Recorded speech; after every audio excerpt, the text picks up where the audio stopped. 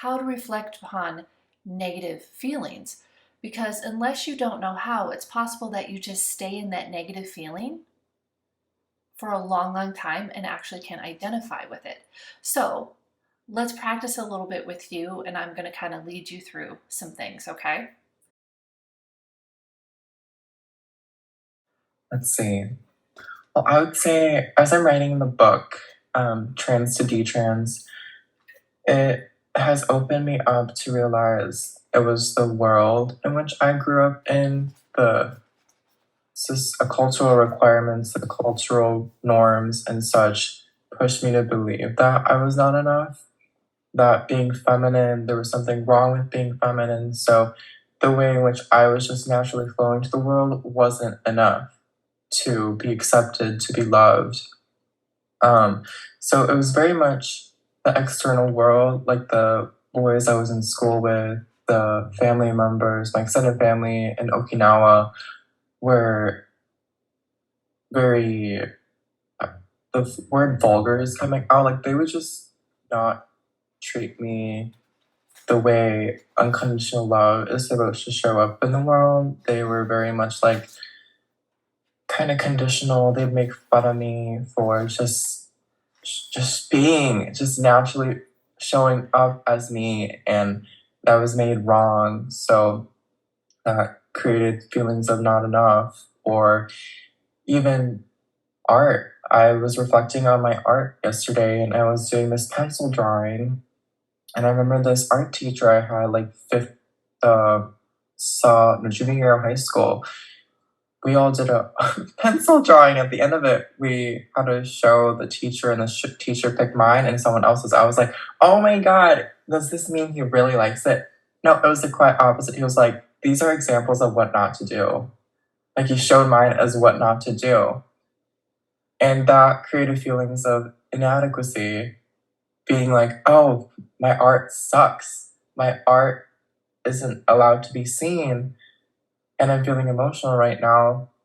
Um, So yeah, certain instances and traumas and experiences that maybe not trigger other people, but because of my gentleness of the world, or how I approach the world in a gentle way, I can easily feel like I was not enough growing up. Okay, so I want to back up to the childhood example in Okinawa. Culturally, you were feminine, and so you got backlash for that. And of course, you're little. So when you're little, um, you're not you you don't know how to process that. You have an ego within that is all about survival. And so I want to talk about what happens there. So tell me the feeling you had from, as you described, the world, who are basically saying you're wrong for being you. What did that feel like? Well, I felt like my heart was being squeezed. Like, when you rinse out a rag, that's how it felt like on my heart. Like suffocated, um, pain. I don't know how to describe it other than there's something wrong with me. I felt like an abomination. Um, I Let's felt get, sad. okay, I felt sad. angry. Okay. Maybe humiliated too. So were those feelings wrong? At the time, I believed they were wrong. Now I don't see them as wrong. Okay. So yeah, that's right. But can a feeling be wrong? That's a good question. I feel like when you have the worldview as pain equals wrong, then of course you're gonna paint it as wrong. Like if that's why alcoholism can be so rampant, because you don't want to feel your feelings, or addiction because you're like, oh my God, these feelings are wrong. I don't want to feel them. But I think the ego makes it wrong. The ego makes it to be like, oh yeah, these feelings, I don't want to feel them. They shouldn't be here. I'm gonna make them wrong. Okay. So I think it's in that way we make it wrong, not necessarily the soul makes it wrong. Right.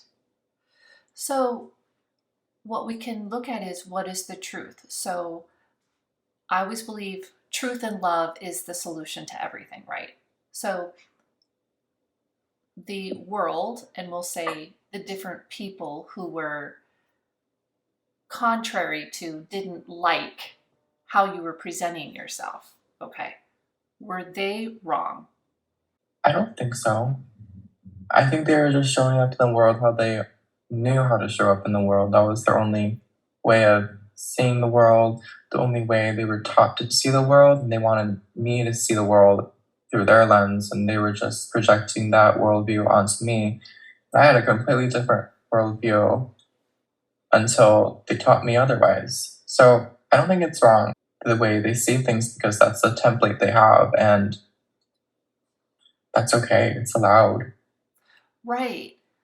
So, yes, I think you're touching on some really good things. So, the other people had a culture that they were raised with, a template they were raised with. And I know some people say, well, that template was wrong. Okay, possibly. But from their perspective, right, they have an ego within that recognized your behavior as different and it threatened their way of being, their survival in some way. Mhm. And so, and again, of course, too, I think it's important to recognize that children are developing. And, you know, there's a reason why bullying tends to begin to happen in adolescence because kids are figuring themselves out and learning, like, oh, I'm like this and they're like that. What's true? What's right? And they're processing all of that. And so some of that can happen as well. And so we're kind of explaining the logistics of it and creating an understanding for almost the bully and the bullied Mhm. and really making sense of it. But the thing that's important to know when it comes to feelings is the inner child within who feels hurt and not enough from those experiences just has feelings. And those feelings need to be attended to.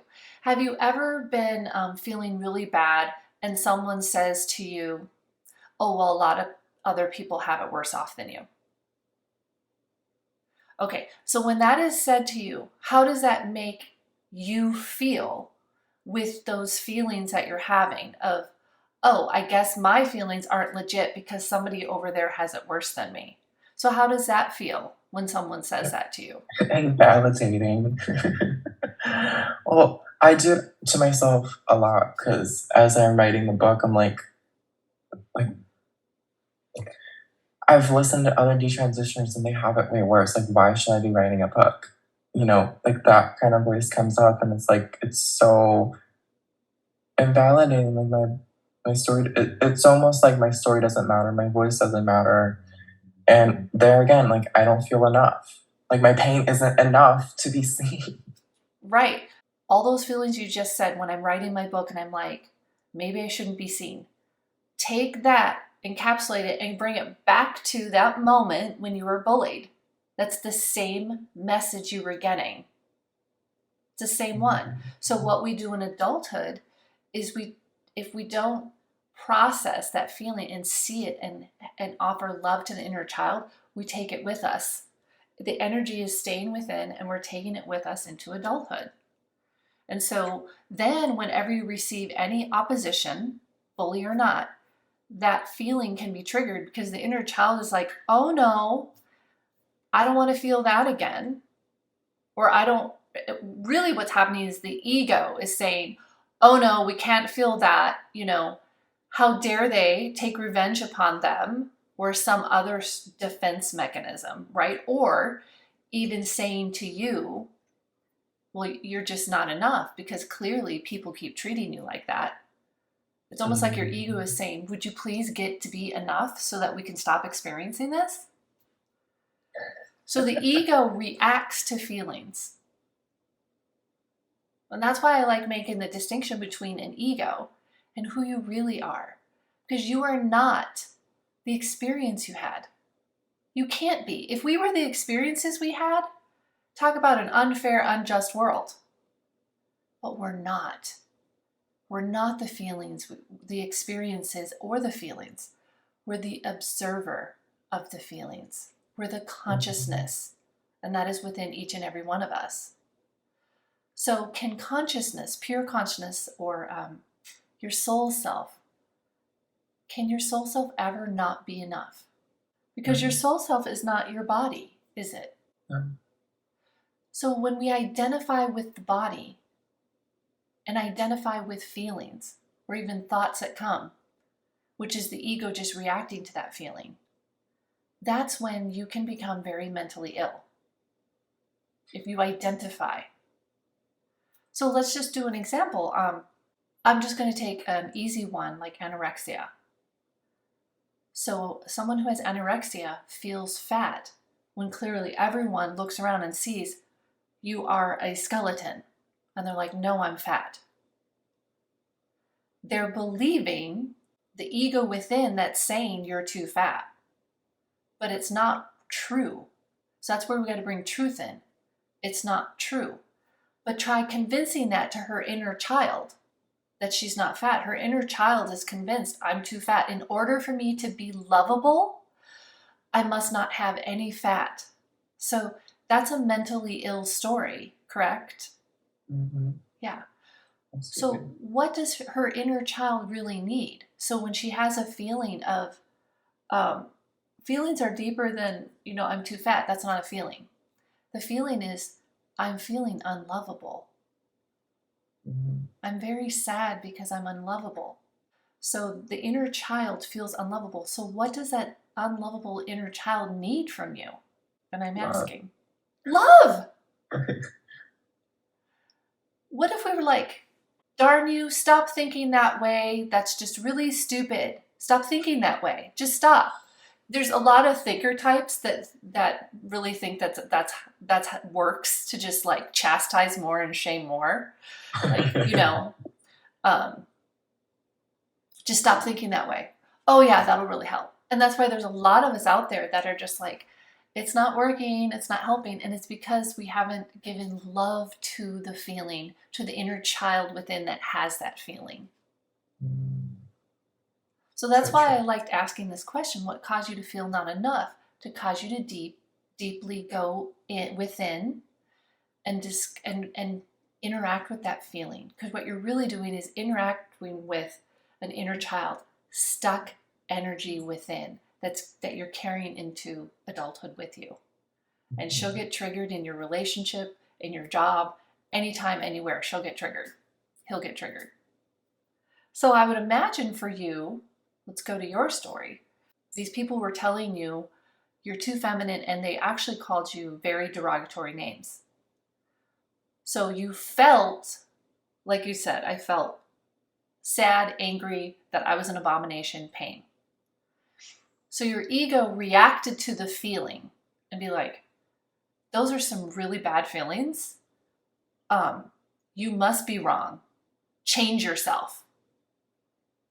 That's what ego does. Change yourself. You must be wrong.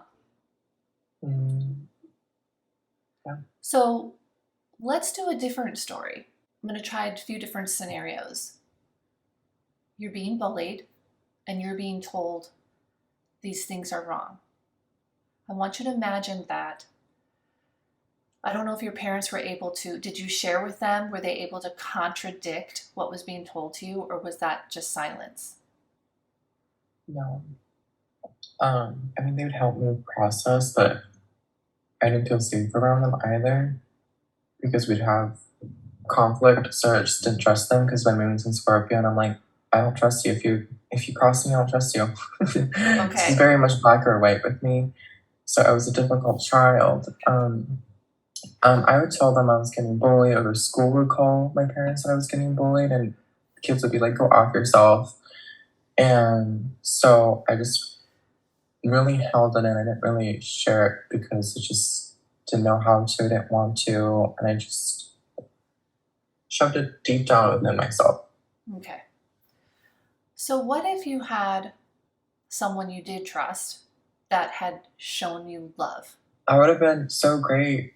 Like everything I was exposed to growing up that was either gay, was always made fun of, it was always made wrong by people that were watching it with me. So I never had anything else to think of or perceive because the only thing I was given was I believed as truth. So I was like, okay, I guess this is how I have to perceive the world because I don't know how to think differently. Yeah. And that would make sense then for you to then have the message of there's something wrong with me, so I have to change me Mm-hmm. in order to be made right. And Yeah. that's the danger with identifying with the feeling sad, angry, and abomination. You definitely needed, and I would say, an environment from birth on. So if you're grown up in an environment that is so encouraging of your authentic self is perfect just the way he is. Yes, you have to, as a parent, address malevolent behaviors, okay, and guide children to not throw tantrums and things like that, of course. But their authenticity, like liking pink, or what were some behaviors that you had as a kid that definitely pointed to, you being more feminine? I try on my mom's heels. I try to steal her lip gloss. I would like I remember this photo my parents I think have where we were at a friend's house and a group of friends and there were only girls and they were all wearing dresses. So I was like, I want to wear a dress. And I wore like I want to say Sleeping Beauty's dress or something like this bright fuchsia color. So there were those instances. I remember just wanting pom poms, like cheerleading pom poms, and also wanting to do ballet. I wanted to dance. I love dancing. I think I've had a past life as a ballerina because I've always danced like a ballerina. I loved it. So there were instances like that where I was never really attracted to boy things. Yeah, I like the toy cars where like the what do you call it, the remote control cars and stuff like that. But it was never like I want to get rough and dirty. I want to, break people's arms. I wasn't really like a violent kid. I was more like I liked and attracted to. I was attracted to like the soft, gentle, pretty things. Yes, and so I want to catch you on something. You said I didn't really like most of the boy things. Right, So since we're kind of entering in that territory, I think it would be beneficial. That to me sounds like a gender role stereotype. right. So moving forward, I believe rather than changing your body, let's change the way we look at that's not a boy thing. It can be a boy or girl thing. Mm-hmm. Because I know there's a lot of tomboys out there, girls that were tomboys as kids, and in today's culture, they might try to say that they're trans. I've heard a lot of videos out there with tomboys saying, I'm so glad I grew up when I grew up and not now, because they'd probably try to trans me. And Mm-hmm. we're making light of, now we're going into a different kind of category, but the feeling part is important. I think we're making light of lifelong medicalization and surgeries to change your body. We're making light of it in order to show that we care about your feelings. So that's where we get to the feelings. And so for me, instead of, and you went down the road of trans to detransition, and that was your journey to understand that, oh, I'm not my feelings. That feeling of not enough or that I'm wrong. I actually wasn't wrong. I can be me. I can be feminine. And again, even the terms feminine and masculine might have to go away, but although I think that they're important because you would admit that you've got masculine within you as well, which you do. I know you do. I've experienced it with you. Same with me. I have both masculine and feminine. So maybe we can keep those. But as far as stereotypes and roles, those Mm-hmm. I think can go away. Absolutely. So that we don't start carving ourselves up and being medicalized because there are serious consequences to being XX and taking cross sex hormones that can be extremely damaging to your body and shorten your life, and vice versa, being XY and taking cross sex hormones. Like you're doing something contrary to every single cell in your body because every single cell has DNA in it which says that your sex is either male or female. Mm-hmm. But you're allowed to feel feminine. You're allowed. So no feelings are ever wrong. So the feeling of sadness that you had, that was a sign to say, I need more love here. Any uncomfortable, sad feeling you're getting is an inner child kind of crying out, I need to be seen and I need some love. That's what you do with feelings. Is you observe them, you see them, and you're present for them and offer love. And so it seems weird to offer love to a feeling, so that's why we came up with the term inner child. Because there is a stuck energy of feeling not enough that just needs to be seen and loved and to know the truth. So, yeah, as a kid, you didn't have an environment to support and encourage, like, yeah, that's cool, being feminine, do what you want, you know?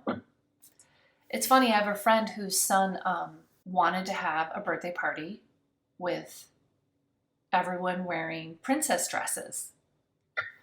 He is a boy, but he shows both masculine and feminine. And I've watched them raise him with it's all okay. So as his birthday party neared, because you know as kids you get very excited your birthday, he actually changed his mind and wanted to do Teenage Mutant Ninja Turtles. So they said okay, but they were discussing like because they kind of knew the boys that he would invite might not want to wear dresses, and so they were kind of talking about as it got closer, you know, they let him explore, they let him dream and talk about whatever he wanted for his birthday party. And then he ended up changing. And they're like, okay. But they never said it was wrong. But I think what they were planning on telling him was, you know, Frankie, Joey, and Jimmy, they don't like wearing dresses. You do, which is okay, but I don't know if they want to. How and he was old enough where you could discuss that and be like, what should we do about that? And not making anyone wrong. And that was the beauty. I thought they were raising their son so well because he clearly loves girly things. Again, as we say, feminine things, but he also likes boy things. He's so rough and tumble. It's like he can have both. Let's not put him in over here and medicalize him and cut him up. Like he gets to be himself. I think what another option could have been having Teenage Mutant Ninja Turtle outfits to wear and maybe princess dresses. If he wanted to wear a princess dress and the other kids wear a Teenage Mutant Ninja Turtle, okay. I don't know if society is ready for that yet. I think we're getting close though. Hopefully. Hopefully we're getting close. Or maybe that would be like having a conversation with the other parents saying, you know, he wants to wear a dress. And maybe prepare the other boys to get used to like, sure, a boy can wear a dress and have fun with it. That's my hope for our future. Didn't realize you were doing that already. Like I thought I was because I don't have any like adult friends in the sense they have like young kids, you know? So it's cool to hear the story. Wish something like that was available to me, but I'm grateful that it exists now so that I'm sure like they see the world. Like, do you know if these parents like know what's going on with gender stuff? These particular parents? Yeah. Yeah, I don't think they buy into it. Okay, so then I can definitely see that they want to raise them differently instead of being like, oh, pink equals girl, you know? So I'm happy that they're doing what they're doing. Yeah, well her husband her husband is a physician. People who don't know, I didn't know for the longest time. I thought it was no big deal. Oh, okay, transition. I didn't understand the medical ramifications of it. And I didn't know about detransitioners and so many of them that experience so much regret, but also so much physical pain and their body not doing well with the cross-sex hormones and the surgeries and the urinary problems. Like there's a lot of problems and that's just not being told to society. So I'm glad you and it came up today and you are a detransitioner. But when it boils down to it, it's back to feelings, exploring those feelings and offering presence, love, observe the feeling. And to me, it's the signal that love needs to be brought in. Any feeling you have, if you have a bad feeling, it's like, oh, where is love lacking? You can ask that question every time. Where is love lacking? If I don't feel enough, there's clearly a lack of love somewhere, right? Absolutely. So I feelings think are a gift to bring more love in, because love is the answer to everything. So if you have a negative or bad feeling, it's like, where is love needed? Let's bring that love in. That's the beauty of feeling. If we didn't have the feeling, we wouldn't know to bring love in. Love is the healing balm for everything. absolutely. Yeah, I feel like we're building a new culture where, like growing up in Okinawa, like you're shamed for having mental illness, and even in America, it's still a stigma. I feel like to go to therapy. Well, maybe not as big as Japan. Like Japan will not willingly go to a therapist or anything like that. So I think we're building this culture, at least in America, where we're making our feelings be okay. We're teaching Right. people that feelings are here as a navigation tool to love yourself more. That's the headline. Feelings are a navigation tool to love yourself more. I love that. And I wanted to quick say, like, we do use the term mental illness. I don't really like that term because it's a label. And again, if you identify with I'm mentally ill, no, I feel mentally ill would be better. But even better would be to me, I'm feeling wrong thought, or I have wrong thought. Mm, Like the person who has anorexia, they would call that a mental illness. Anorexia is mental illness because she has wrong thought. She thinks she's mm. fat and she's not. But the She's lived. beauty, yeah, the beauty of feeling your feelings in the healthy way and bringing love in is you can shift the wrong thought. Mm, So, definitely. yeah, and that's cognitive behavioral therapy, is shifting egoic thought, wrong thought. Ego thought is wrong thought because ego is reacting and freaking out, and ego is not experiencing love. So imagine any being or creature that is not experiencing love. You freak out when you don't experience love. Mm, yeah, absolutely. The Um, bully and the bully, the bullied and the bully are experiencing a lack of love because in order to be a bully, you are not experiencing love. There's some form of lack going on there. yeah, I mean that's what my soul shared with me when I did like inner child healing, was to go into those memories where I showed my inner child like, hey, they see something wrong within you because they see something wrong within them, and that's just lacking in love, and that's okay. That's okay. They're allowed, and that's why I don't take.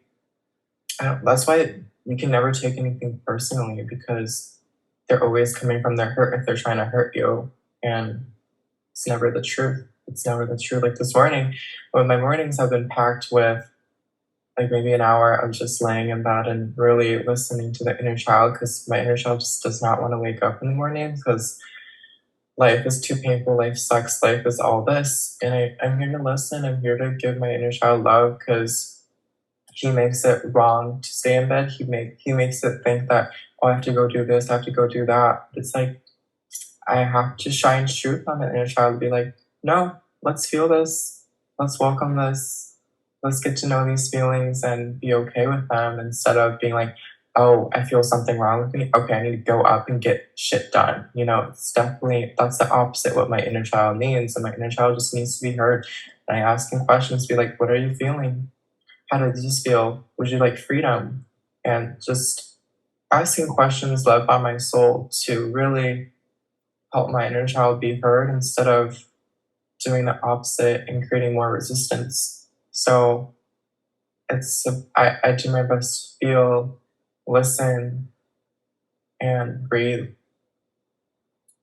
Yeah, that's beautiful. That is exactly it. And I'll just add to it that oftentimes when I wake up and feel a little off and I talk with my inner child, I have energy to release in the mornings. That's how it is for me.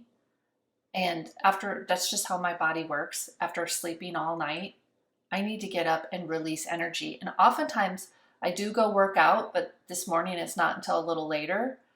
I need to create. So Mhm. writing, journaling is creating for me, or creating a post. Creation actually soothes my inner child. And that's very positive. So sometimes you are meant to do something. Sometimes you're meant to just be. But Mhm. not making that feeling wrong. That's the big thing I heard you saying, is not making the feeling wrong. If I woke up in this feeling of needing to release energy, like I almost have a pent upness feeling, like it's go time, I need to move. If I made that wrong, I could start to make myself feel very ill because I've done it Mhm. before